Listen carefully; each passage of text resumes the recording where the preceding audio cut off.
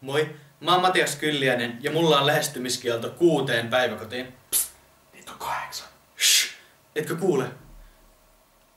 Dislike-napin ääni. Ei mut oikeesti, mä haluan tehdä hyvää komiikkaa. Mikäli yksikin video on huono, salama iskeköön naapurin kissaan. Muistuta mä tän kortin. Mä mietin usein, mitä mä tekisin, jos mä olisin YouTube-tähti. Jos mä olisin YouTube-tähti, niin mä kutsuisin kaikki mun kaverit. Nyt kun musta tulee kuuluisa, mä voin tehdä ihan mitä mä haluan. Mä voin lähettää ydinpommeja postitse Putinille. Ja sit mä saan ne takas, koska niissä oli liian vähän postimerkkejä. Jos mä olisin kuuluisa, mä voisin sanoa ihan mitä tahansa ja ihmiset uskois mua. Jotkut ihmiset uskoo oikeasti Maijien maailmanlopun ennustukseen.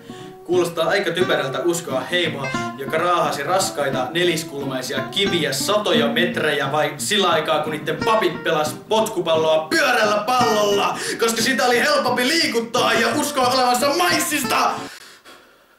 Ääliöt. Suokaa anteeksi, menen palvomaan spagettihirviötä.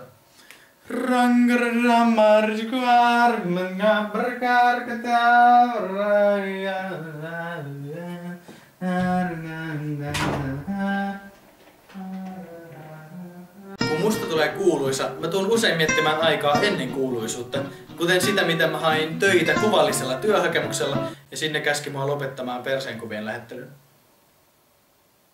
Se satutti. Videon lopuksi haluaisin kiittää teitä kaikkia, jotka olette auttaneet minua tulemaan YouTube-julkikseksi. Ja teille tarkoitan itseäni. Elämä surullista.